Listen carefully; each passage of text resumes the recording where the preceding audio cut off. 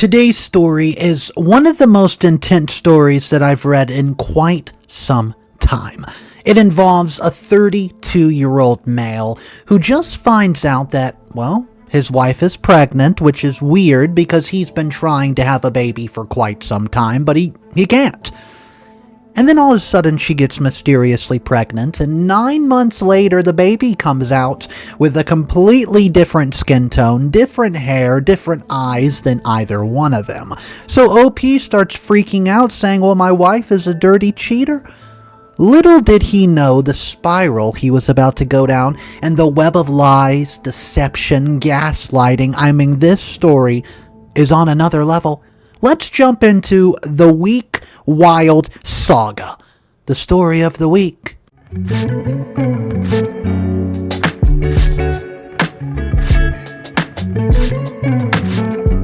I don't even know why I'm writing this. I haven't slept properly in weeks. My therapist says that I need to process what happened, but honestly, I think I just need someone to tell me if I'm crazy or not. This is long, I'm sorry. My name is Ethan, 32 male. Until recently, I thought I had the perfect life. I mean, not like an Instagram perfect, like on the yacht type thing, but it's real. You know, the kind where you wake up on a Saturday morning and your wife is making blueberry pancakes and you think, yeah, this is it. Amber, 31. We were high school sweethearts. We met when we were 17 in AP chemistry. She was the girl who somehow made safety goggles look cute. I was the idiot who set his lab notes on fire trying to impress her, and we've been together for 15 years. Married for 8 of them. Our friend group, Ryan, Jenna, Camelia, Landon, they always call us the couple that makes marriage look easy. We were the first to get married, first to buy a home. We had this little tradition where we would host game nights every Friday. Amber would make her grandmother's lasagna, and I would mix terrible cocktails, and we would play Cards Against Humanity until someone, usually Jenna, gets offended by their own card choice. So we went through everything together. College applications, her dad's cancer scare, my mother's divorce from my stepfather, first 2 jobs, first apartment with the radiator that sounded like a ghost was trapped in it.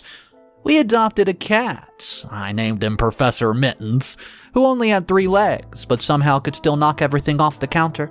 For years, the only thing missing was a baby. I need you to understand we tried. We tried naturally for 2 years before we even went to a doctor. And it was testing, blood works, ultrasounds, those awful procedures where they shoot dye through your tubes. Amber had to take all sorts of things which made her cry at dog food commercials. I had to give samples in those depressing little rooms with outdated magazines, and every negative test was like getting punched in the chest. Amber would take them at 5 a.m. because she could not wait, and I would find her crying on the bathroom floor, and we spent $7,000 on 1 round of IVF that didn't take. Our insurance called it elective. The worst part was how it poisoned everything else. It just became a chore to make love. We had apps tracking the ovulation, and I knew more about cervical mucus than any man should. Friends would announce pregnancies, and we would smile and congratulate them, then go home and not talk for the rest of the night. So when Amber finally got the positive test, a real one, not the phantom lines we convinced ourselves we saw, I literally collapsed. I'm not exaggerating, I collapsed. I fell to my knees on our kitchen floor and sobbed. She was laughing and crying, and we just sat there on the linoleum for probably 20 minutes. Those first weeks were everything we dreamt of. We bought those stupid apps that show you how big the baby is compared to a fruit. Oh, this week your baby is the size of a blueberry. We called him Blueberry for weeks. Amber threw up every morning, but she was happy about it because it meant the hormones were working. We told our parents at 8 weeks, even though you're supposed to wait, because we couldn't hold it in anymore.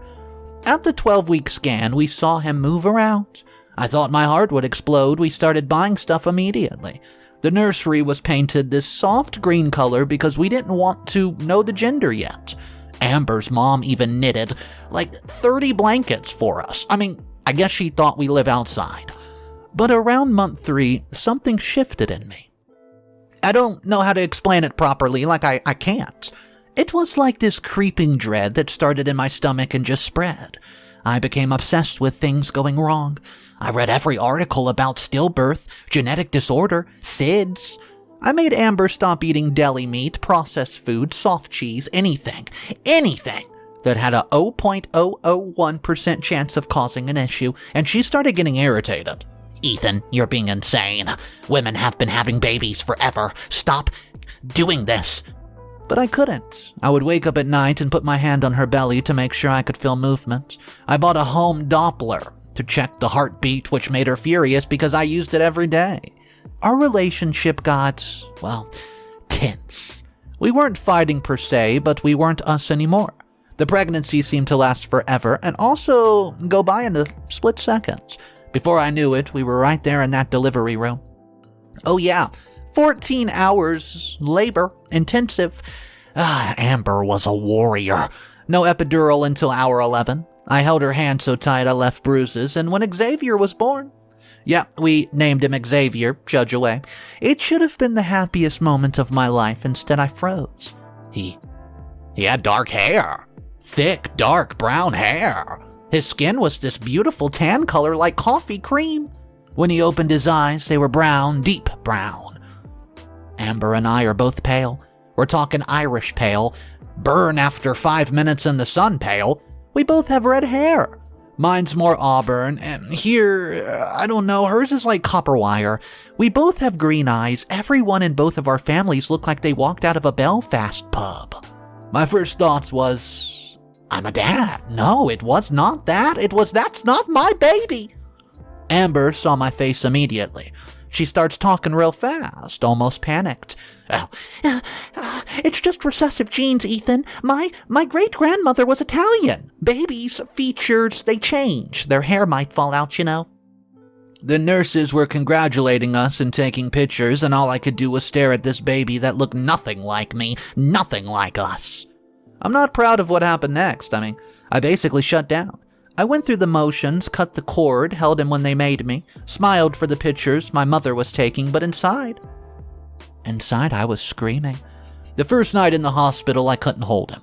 I told Amber I'm too scared, I'll drop him. She believed me, because I'd always been anxious about my pregnancy, but really, I just couldn't look at him without feeling like I was losing my mind. So, we went home. Life continued. I changed diapers, I made bottles, I did night feeds, but it was all autopilot. Everybody who came to visit would coo over Xavier, talk about how beautiful he is, and I would watch them trying to find features that look like us. Oh, Ethan, he has your nose, my mom said. Guys, no he doesn't. He has Amber's eyes, her sister said, and you know what? He doesn't. They were just being polite, they had to see it too. For 3 weeks, I kept it all bottled up. Then I cracked and told Ryan.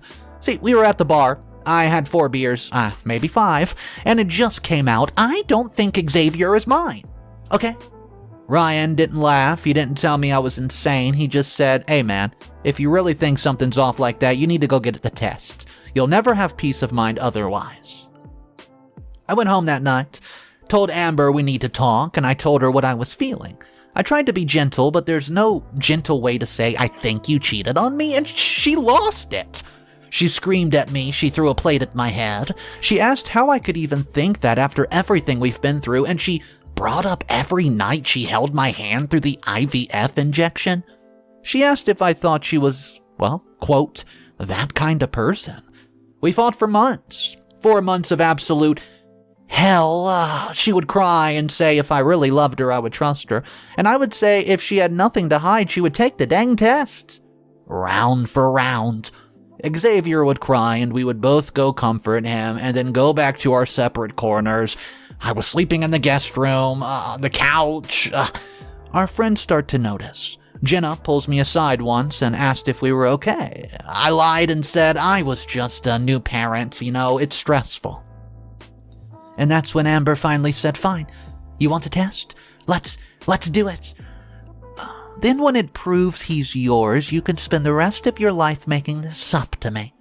She found a clinic that took our insurance, which is, something. She made the appointment herself and she wanted to, quote, get this over with, and I thought that was a good sign. If she was eager to do it, she must be telling the truth. Right? The clinic, it was nice, clean, professional. I can't believe they accept our insurance since, our insurance is crap. But hey, they swabbed both of our cheeks, then Xavier's. The text said that we would have results in exactly 2 weeks. Well, those 2 weeks were the longest 2 weeks of my life. Part of me wanted to just be wrong so badly. Part of me was terrified of being correct, being right. The results came by email, can you believe it? Even in 2025, they send emails.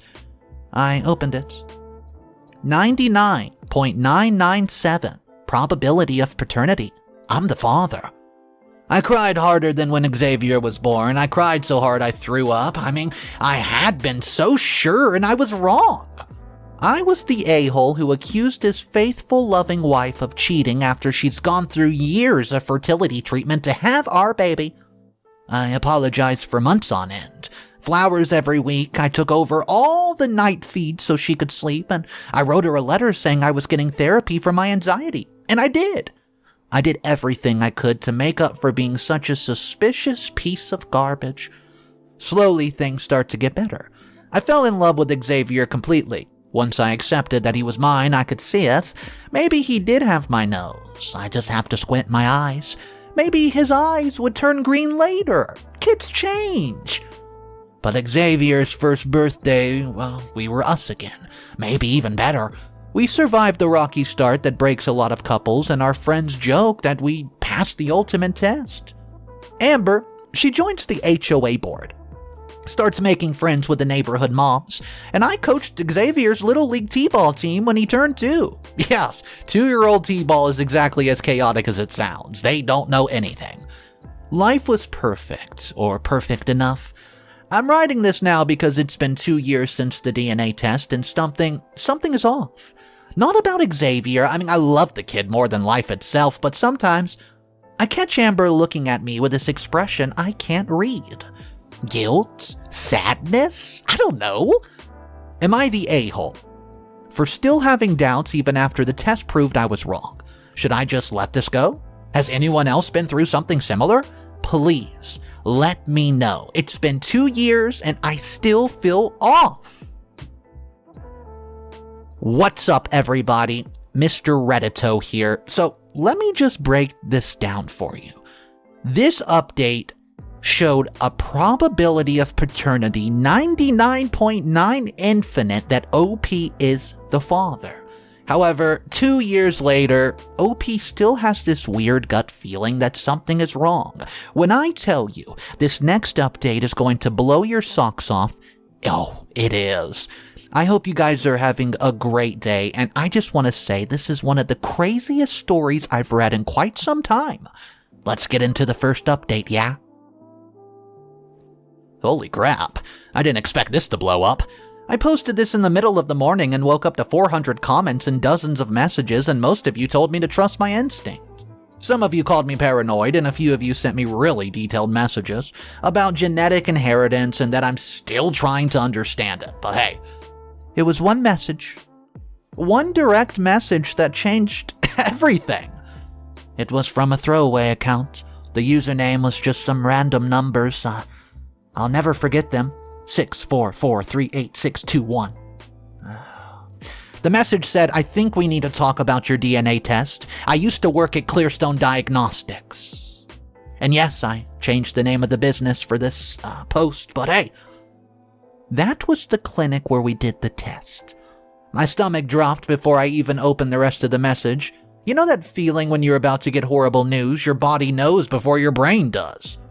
The person said their name was, well, I'm just going to call them DH. That's the initials. He worked as a lab tech at Clearstone but quit last month. He said he needs to clear his conscience about something that happened 2 years ago he overheard. According to Dylan, our test results were faked. I'm going to type this exactly how he explained it word for word because I've read it so many times I've memorized it. So it says this. Your wife's friend Jenna works in our admin department. She doesn't usually have access to test results to send out, but she knew someone in the lab. Your wife paid cash to have your sample swapped with another client. See, Marty, our lab tech, he ran a legitimate test, just not with your DNA. Jenna changed the records to show your name on the results, and I only know this because Martin got drunk at a work party and told me. I didn't say anything then because I needed the job, but it's been eating at me, man. You're not the dad. He attached screenshots, internal emails between Jenna and Martin. They were careful, using initials, but one email said AT's friend situation resolved. Sample swapped as discussed, delete this. AT. Amber Thompson. My wife. I think I sat there for 3 hours just staring at my phone. I didn't want to believe it. Dylan could be lying. The screenshots could be fake. Maybe he was some rival who got fired and simply wanted revenge. Oh. But in my gut, that same gut everything told me to trust, I knew it was real. I didn't confront Amber, not yet. I needed real evidence, hardcore proof. So I order an at-home DNA test kit from a completely different company. One of those Ancestry ones that also does a paternity. I waited until Amber took Xavier to her mom's for the weekend and said I had to work. I swabbed myself. I swabbed Xavier's toothbrush. I know, but I couldn't risk Amber finding out. I paid extra for rush processing. 10 days later, the results popped. Probability of paternity 0.0%. Zero. Not even maybe, just a zero. I ordered another test from a different company, different method. It's blood this time instead of saliva. I had to take Xavier to get his allergies checked, and I drew my own blood in the car with a kit I bought online. I don't recommend. I almost passed out. Anyways, the results. The alleged father is excluded as the biological dad. That same week, I had my annual physical. I mentioned to my doctor that Amber and I were thinking about trying for another kid, which is a lie, and asked if there was anything I should check, and he ran some tests that I never had before. He called me 3 days later. I had something called non-obstructive, well, I can't even pronounce this, I'm just gonna guess at it, azoospermia. Basically, my body doesn't produce viable sperm. At all. Never has, never will. When did this develop, I said. This is congenital. You've had this since birth. I'm sorry, but biological children are not possible for you without medical intervention. Significant intervention, even. I laughed. I sat in my car in the hospital parking lot and screamed until my throat was raw. Every single piece fell into place. The years of trying, the unexplained infertility, the IVF that didn't work. Of course it didn't work. There was nothing to work with. And Amber knew. She had to know all those fertility tests they would have told us, which means that she knew I couldn't have kids, and she knew Xavier wasn't mine, and she let me believe the test for 2 years. I went home that night planning to be calm, to be rational, to have an adult conversation, and, well, I lasted 30 seconds. I handed her the real test results and said, explain this now. She went white as a ghost, not pale, white, like all the blood had drained from her face at once. Then she started to cry. Not like normal crying, those horrible choking sobs where you can't breathe. Oh, it's not what you think, she kept saying. Then what is it, Amber? Because I have 2 tests saying Xavier's not mine, and my doctor says I can't even have kids, so what is it, Amber? She wouldn't even answer. Just kept crying and saying please over and over, and I asked, who is it? She said, there's no one. I said, then how did you get pregnant? Immaculate conception. Maybe you're the next coming of Jesus. She just sat there shaking. I left, got in my car and drove, ended up at Ryan's apartment at 1 a.m. He let me sleep on his couch for 2 days while I figured out what the hell to do. When I went back to pack some clothing, I lost it. I am not proud of myself. I destroyed the wedding photo, the big canvas one over the fireplace. I ripped pages out of the wedding album. I punched a hole in the bedroom wall. I threw her jewelry box across the room. I wasn't thinking, I was just breaking. Miss Whitaker, next door, called the law, told me she heard violence and was worried about Amber. I want to be very clear. I never touched Amber. Never even got close to her. I was destroying things, not hurting her. But when the cops showed up, I was standing in a room full of broken glass. There was a hole in the wall, and I was screaming. Incoherently. They arrested me for destruction of property and domestic disturbance, and really, the only reason I'm posting this is to let you guys know what's going on. I don't know if I'll be back for an update, I just know my life is ruined. I can't look at Xavier the same anymore. I sure as hell can't look at Amber the same anymore. I mean, what she did is ridiculous.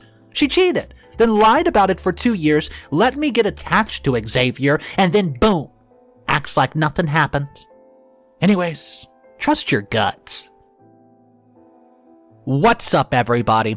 So today's story has one final update. This final update did not come out for 5 long years, but I have it right here for you. The 5-year anniversary of OP finding out he's not the father is rolling around, and you won't believe what he has to say.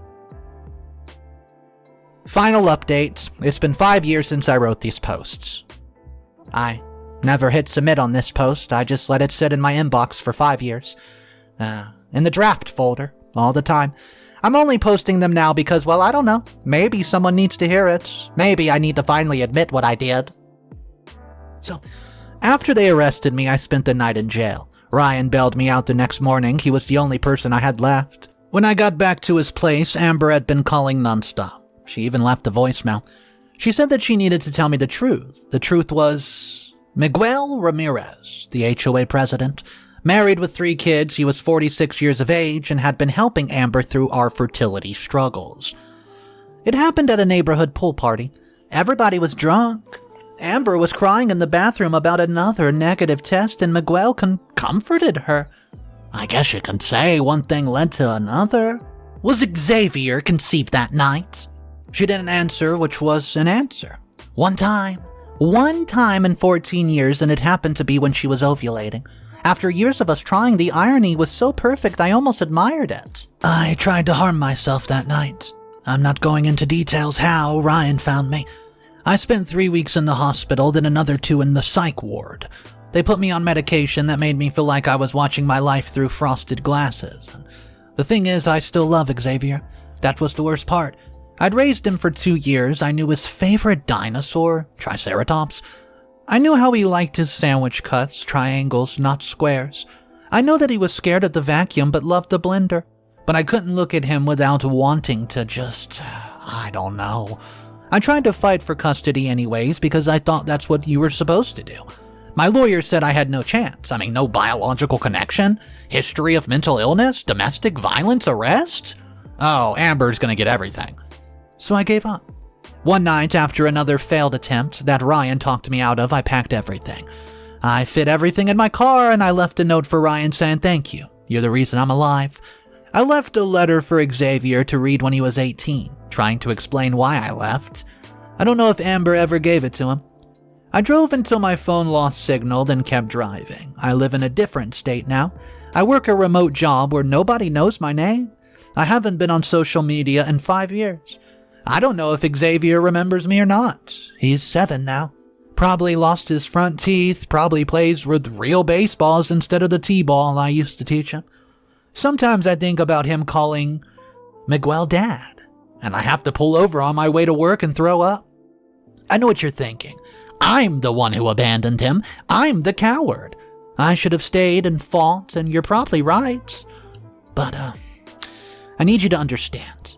Every time I looked at him, I saw her betrayal. I saw Miguel. I saw everything I would never have, and I loved that kid so much it was pushing me to the edge. I see kids at the park sometimes that look like him. Dark hair, brown eyes, the same mischievous smile when he knows he's up to something no good. I wonder if he still likes dinosaurs and which one's his favorite now. I wonder if he remembers the song I used to sing him to go to sleep.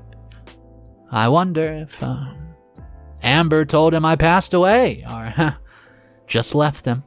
I wonder if I did the right thing or if I'm just a selfish a-hole who ran away from the only innocent person in this whole mess. I never remarried. Hell, I never dated. I can't trust anyone anymore. When someone says I love you, all I hear is, okay, for now. When women say I promise, I just hear until I don't. Some nights I dream Xavier's looking for me. In the dreams, he's always 2 years of age, the age when I left. He's calling Dada, and I don't answer because my throat doesn't work. I wake up crying every time. I know I should have been stronger, stayed and been his dad regardless of DNA. And that's what a good man would have done. But I'm not a good man. No, I'm a broken one. Before someone asks, yes, I know Miguel's wife. Yes, she knows now. Amber told her the second I left, apparently. They're divorced. Miguel moved to Florida with his mistress, which is not even Amber, it's someone else. Amber's single, as far as I know, and I had Ryan check once. Couldn't help myself. I don't know why I'm posting this. I have no idea, really. Maybe because it's been 5 years and I still can't move on. Maybe because I need someone to just tell this to. Tell me I'm not evil for leaving, please. Or maybe I need someone to tell me I am, so I can finally stop wondering. I loved my wife for 14 years, and I loved my son for 2. And then I just disappeared because loving them was destroying me. I was too weak to pass on, but too broken to stay. That's it. That's the story. Make of it what you will. I still think about them every damn day. I probably always will.